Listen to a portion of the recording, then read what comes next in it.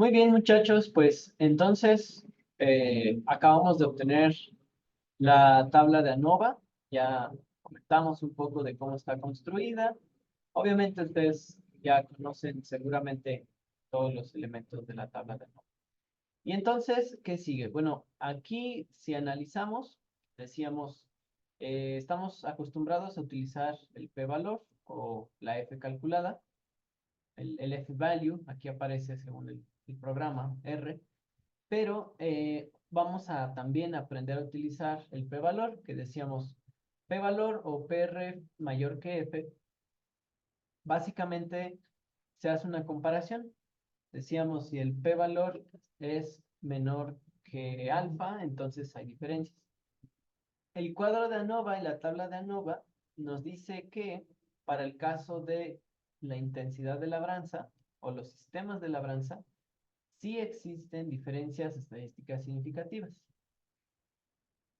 Al ser un diseño factorial que evalúa la interacción entre dos variables independientes, detecta una interacción entre la intensidad de labranza o los sistemas de labranza con los bloques, o lo que es lo mismo, de acuerdo con este factor. La intensidad de labranza se ve influenciada por las parcelas que se están trabajando. Pero ahora vamos a avanzar a la validez de estas afirmaciones, tanto la afirmación de que no hay diferencias entre tratamientos como no la hay en bloques. Para eso regresamos a un archivo que decíamos lo tenemos aparte con fines didácticos y vamos a utilizar primero un comando que se llama aquí validación del modelo, gráficas, y esto es la validación de los supuestos estadísticos, también que decidimos llamarlo validación por el método gráfico. ¿Qué es lo que se va a validar? Tres supuestos muy importantes: distribución normal estándar, independencia de observaciones y homogeneidad de varianzas. Con el método gráfico, prácticamente no tienen que hacer ninguna modificación a este código. La construcción se basa en este comando, opar, que está vinculado a abrir una ventana y establecer, generar una gráfica. Aquí donde dice flechita, par, paréntesis, mf row, igual a c, paréntesis 2,2. Es básicamente el número de cuadros que va a aparecer en la imagen. La siguiente es plot, que es la gráfica, y esto es lo más importante. ¿Qué se está graficando? El análisis de varianza. Si yo lo selecciono, se ilumina para indicar qué es lo que se está realizando. Importante que esté este comando, par o par, para que aparezca la gráfica. Se seleccionan, se le da a correr, y entonces en el lado donde está la ventana de ayuda, recordemos que la teníamos así, la ventana inferior derecha aparecía de esta manera, hay una pestaña que se llama plots, gráficas, y nos genera esta gráfica. Esta gráfica, si la queremos ver más grande, le damos clic en Zoom y nos abre estas gráficas. Aquí estamos evaluando los supuestos estadísticos de estadística paramétrica, que es en los que se basan muchas variables agronómicas. Y primera gráfica, utiliza el método normal QDQ o gráfica cuantil versus cuantil. Esta gráfica nos va a ayudar a interpretar visualmente si nuestros datos cumplen el supuesto de la distribución normal estándar. ¿Cómo sabemos si los datos cumplen este supuesto? Porque si observan en este primer cuadro, hay una línea punteada a lo largo, en un ángulo de 45 aproximadamente, y sobre de esa línea punteada se ajustan todos, si no es que la mayoría de los datos. Si al yo establecer la gráfica Q de Q, todos los puntitos se establecen a lo largo de esta línea de 45 grados, puedo estimar y considerar que mis datos cumplen el primer supuesto y este supuesto está asociado con la validez de las conclusiones de la NOVA. Entonces, Si observamos nuestra gráfica, el método que estamos usando de RStudio nos da unos numeritos. Uno que se llama 80 y otro que se llama 27 y otro que se llama 48. Estos puntos con estos números son nada más y nada menos valores que el software calcula pensando que es posible que se traten de datos aberrantes. Un dato aberrante es un dato que se sale de la distribución normal estándar, que genera ruido entre los datos. Es un dato que puede afectar los resultados. ¿Cómo se visualiza?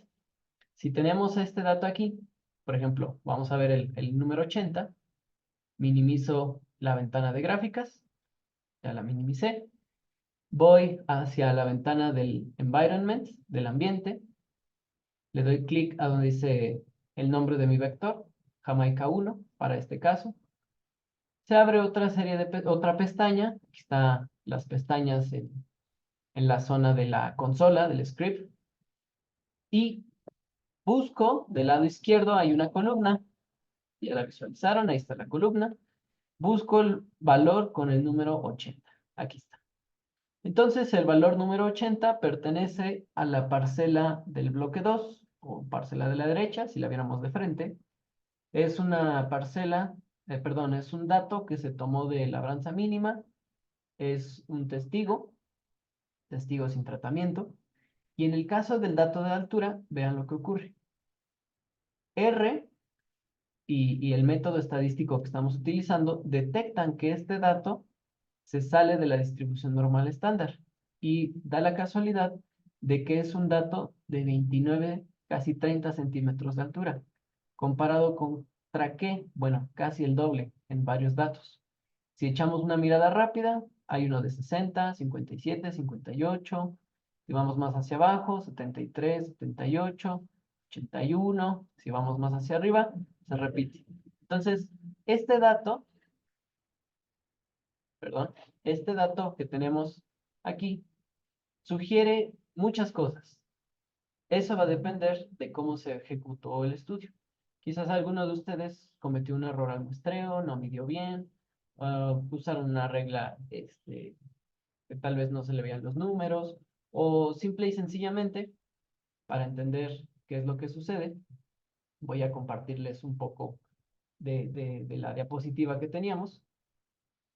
Posiblemente muestrearon una zona, pensemos que esta es la parcela, y el cuadro verde en color clarito era una zona donde las plantas se intoxicaron quizás con un herbicida, traían un ataque de gallina ciega, de alguna enfermedad, quizás fusarium, no lo sabemos. Es donde entra la interpretación más de tipo agronómica. Desde el punto de vista estadístico, simplemente me dice que ese dato se sale de la distribución y es mi responsabilidad descubrir por qué ese dato no se ajusta. ¿Qué puede hacerse? Cuando se detecta y decidimos con fundamentos agronómicos que ese dato es un error, se puede eliminar. ¿Cuántos datos máximos podemos eliminar? Máximos, el 10% del conjunto total. Si tengo 100, elimino 10. Si tengo 96, que es para este caso, puedo eliminar 9. Si tengo 10, solo puedo eliminar 1. Y así sucesivamente. Esto es validación de la distribución normal con base a la gráfica cuantil versus cuantil. ¿Qué hay, por ejemplo, de las otras tres gráficas? Bueno, las otras dos son las gráficas de la homogeneidad de varianzas.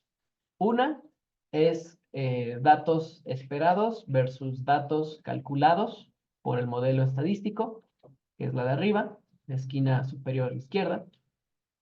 La esquina inferior izquierda es los residuales o el error que contienen los datos. ¿Cómo deberían de evaluarse? Si mis datos están cumpliendo el supuesto de homogeneidad de varianzas, también llamado homocedasticidad, todos los datos deben de verse distribuidos de forma aleatoria, hacia la izquierda, hacia la derecha, hacia arriba, hacia abajo, totalmente dispersados. ¿Eso qué significaría? Que mis datos están cumpliendo una homogeneidad de varianzas o de variabilidad. Es importante, si observan, hay una línea roja. Si la línea roja se alinea con la línea punteada de fondo, en el caso de la primera gráfica, se alinea en 180 grados o completamente horizontal, como una paralela. Si esta línea roja es completamente horizontal, también podemos pensar que los datos tienen homogeneidad de varianzas. ¿Qué ocurre aquí? No es completamente horizontal. Y utilizando la transformación de datos observados contra calculados, si usamos la transformación de datos residuales, vemos más pronunciada estas curvaturas que indican que los datos no están presentando una buena homogeneidad de varianzas. ¿Qué se puede hacer? Nuevamente, puede hacerse una buena limpieza de datos con base al criterio antes mencionado. ¿Cuál? Quiero que observen de parte de la primera gráfica que se podría eliminar con criterio agronómico y estadístico los datos extremosos. Nuevamente se señalan el número 48, el número 27 y vean, el número 80. Otro método estadístico me sugiere que ese número 80 y los otros dos impactan fuertemente en la calidad del estudio. ¿Qué tan importante es la homogeneidad de varianzas? Básicamente, si no tenemos una buena homogeneidad de varianzas, las pruebas de Tukey o de comparación de medias no son de confianza. Ya lo veremos más adelante. Si revisamos un poco la tabla, está el número 27. Acá está el número 48, si mal no recuerdo. ¿Sí? Aquí está, 109. Pero si usamos un poco de criterio y fuimos conscientes de cómo se ejecutó el trabajo, el de 29.5 representa un dato bastante extremoso o aberrante. Bien, llevamos dos criterios de calidad: homogeneidad de varianzas y distribución normal. Gráfica 1, gráfica 2 para homogeneidad, cuartil contra cuartil para distribución normal. ¿Qué hay de la cuarta gráfica? La cuarta gráfica no nos permite precisamente validar el tercer supuesto, que es la independencia de observaciones. Pero, hasta donde sabemos, esta tercera gráfica sí nos permite, ojo, validar el grado de apalancamiento que tiene un dato sobre todo el sistema o el análisis estadístico. De nuevo, apalancamiento o podríamos pensar perturbación. ¿Qué quiere decir? Se grafican los datos, R ya los hace, y si los datos, se considera que un dato tiene un fuerte apalancamiento si se acerca hacia el lado derecho y hacia arriba. Principalmente si va de izquierda a derecha, es decir, los datos que estén más pegados hacia el lado derecho, seguramente son los que van a tener un mayor grado de apalancamiento. ¿Por qué? Porque si nos movemos hacia arriba o hacia abajo, vienen a ser los datos que tienen una mayor variabilidad o probablemente mayor error. En este caso, R no está detectando los que tienen mayor apalancamiento, pero sí los que tienen mayor variabilidad. ¿Y qué creen? Se repiten 27, 48 y 80. ¿Qué sucedería? Bueno, que si decidimos borrar quizás, por ejemplo, el dato número 80, veríamos un mejor ajuste de estos parámetros.